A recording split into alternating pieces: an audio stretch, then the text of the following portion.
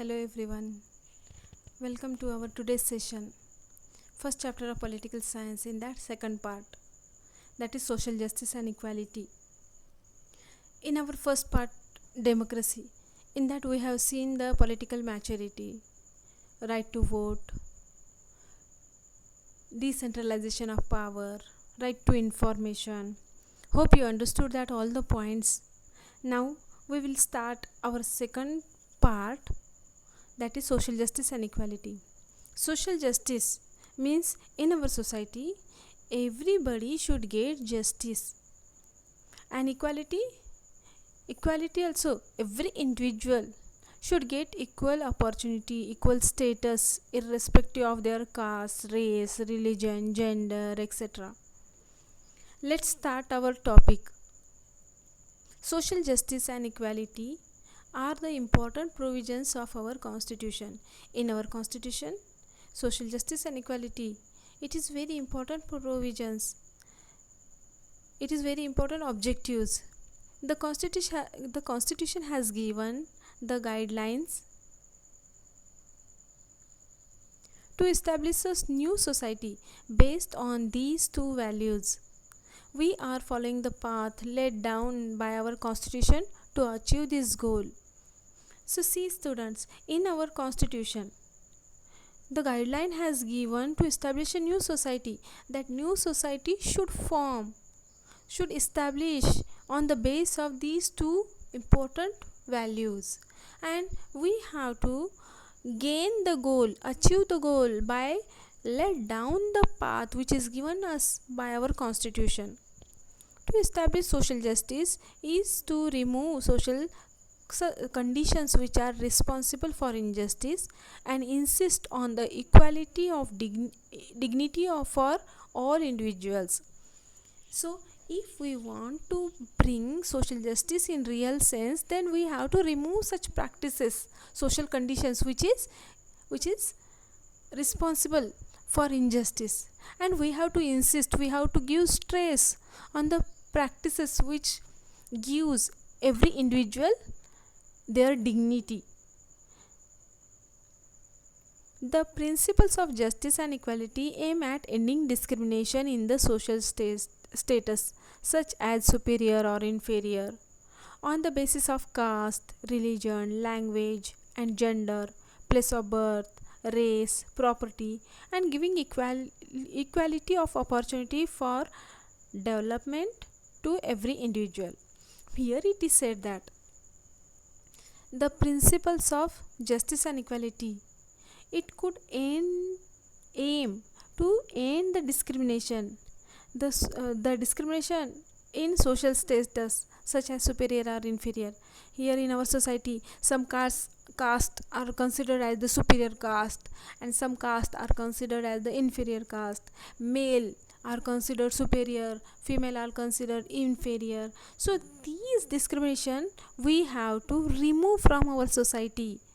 There are number of such discriminations basis on caste, race, religion, gender, place of birth, again property.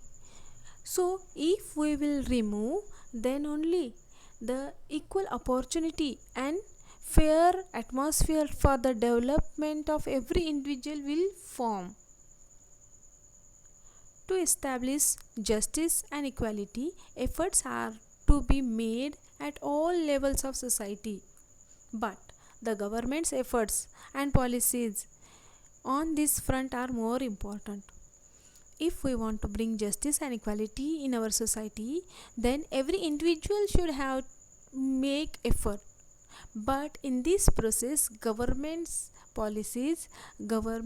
efforts are very important, because the policy which is made by the government, the programs which is made by the government is implemented at the lower level. Every individual is imitating to the government and their policies.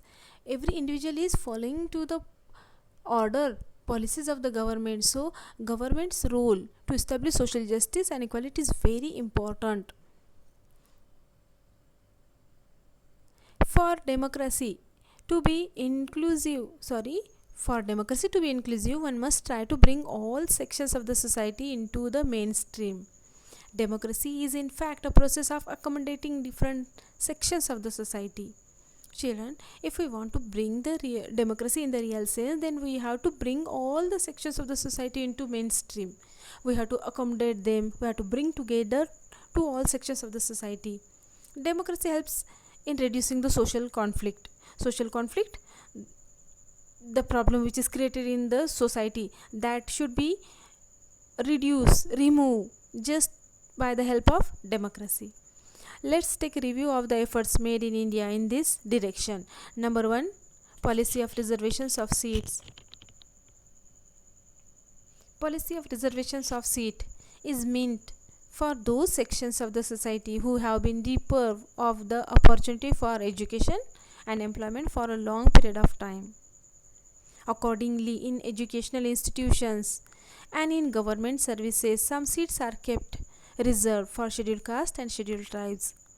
There is also a provision for reservations of seats for other backward classes.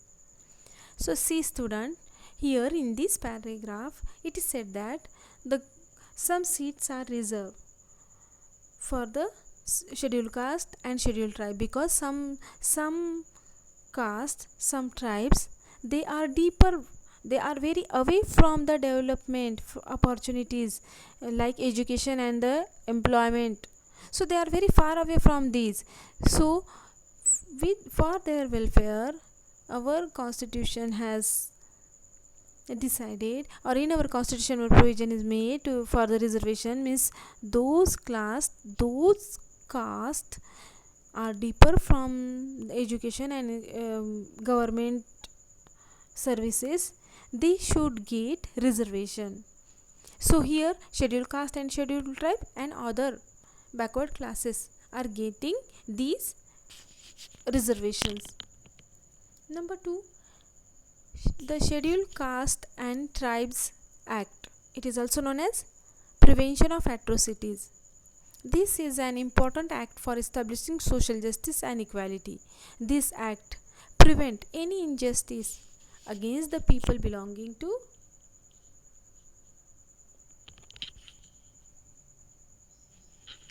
scheduled caste and scheduled tribe, and any act of atrocity committed against them is liable for punishment. So here it is said that to bring the social justice, this act is very important.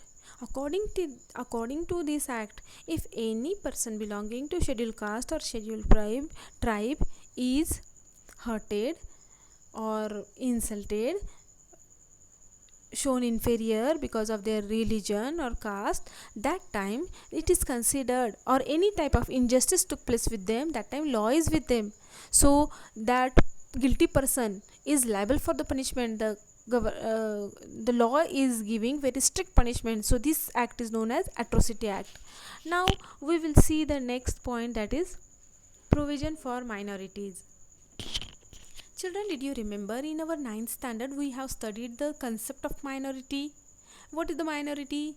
In any society, a group of people belonging to particular caste or religion, those are few in number, they are called as minorities. And for their protection, for preservation is taken by our constitution that we have to study.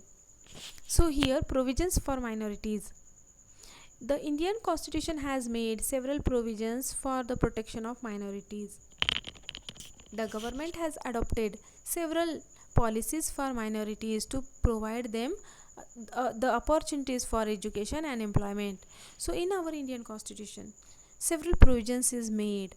The government has started some policies, the policies which is providing them educational and employment opportunities. The Indian constitution prohibits discrimination on the basis of caste, religion, race, language and region. This is a comprehensive provision for minorities which fundamentally protect their right to equality, freedom, right against exploitation and cultural and educational rights. So, as per the prohibits made by our constitution, the discrimination which is based on the caste, race, religion has prohibited. Again, again, some rights are given to the minorities for their protection. The rights such as equality, right to freedom, right against exploitation means somebody exploit them, somebody um, no, try to hurt them, that time they can appeal in the court.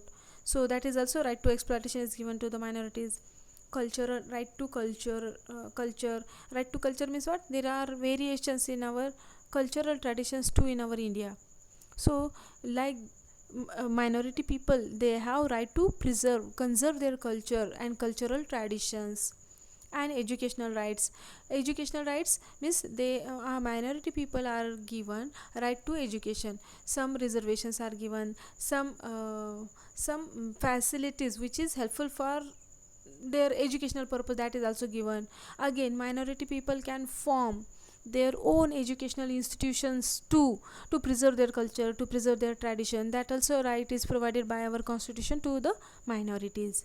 Now we will see the laws relating to the women and provisions for representation.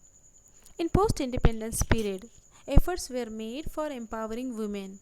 Taking into consideration the problems of women, several policies have been adopted at national and international level to remove illiteracy among women and make available opportunities for their development.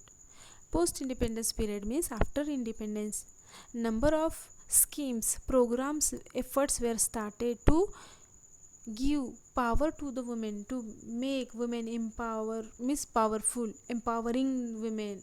With that perspective, these efforts have started. This movement is started not only in India, not only at national level, but also at international level also. For this purpose, they understood the various problems of the women. Illiteracy is the main problem. Awareness, they are unaware about their rights, unaware about their uh, opportunities for their development. So, with that perspective, some rights are given to them. What are that opportunities that we will see? The right to have an equal share in the property of father and husband. Dowry Prohibition Act, Act Against Sexual Harassment, Domestic Violence Prohibition Act are some important provisions which create a favorable environment for protection of freedom of women and securing their power, securing their development. So, children, there are some rights given to the women which is helpful for their development, which is helpful for the protection of their freedom. So, what are the rights? First right is given, said that right to property means equal share in the father's property and husband's property. Earlier, only son only getting all the property of father, but now in the father's property, equal share is given to the daughter also, even wife also. Now, dowry prohibition act. Dowry is a poison sprayed in our country, so we have to throw that poison root out from our country. So for that, dowry prohibition act, sexual harassment act, domestic violence, that prohibition act also form created. These all rights are given to the women to make women powerful.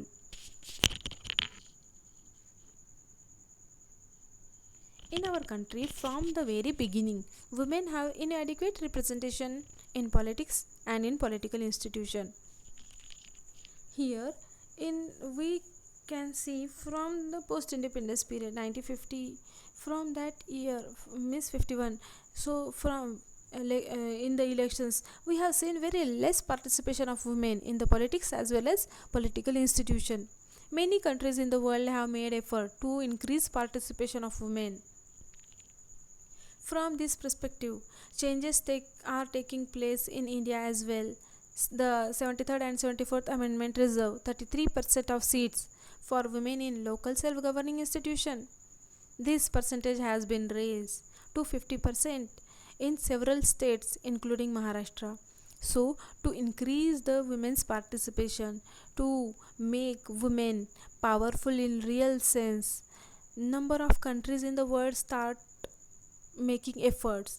So the 73rd and 74th Amendment Act of our Indian Constitution, according to that act, 33% seats are reserved for women in the local self-governing institutions. And there are some states, including our Maharashtra, they are giving up to 50% reservations in local self-governing institutions. So that is very big achievement or very big steps taken by our constitution, by our government. Now children, here is one chart is given, and in that chart the representation of women in the Lok Sabha from the year 1951-52 to 2014, number of women MPs, their percentage, it is given. You have to observe, study this chart, and here some questions are asked. That questions answer you have to give. Now this activity you do in your notebook. Write the questions and their answers. Here again one small activity is given. What do you think? So you have to write your opinion about the visibility of women in very low in public life. If family structure, social surrounding, economic sector, political sphere become more open, women will get a chance to participate in the decision making process that can provide a different directions to politics. For this purpose, women's participation should be increased in the representative institutions. So what is your opinion regarding this? You have to write in your notebook. And children, you send that photo on my number. Okay, thank you very much. Now next part we will see in our next session.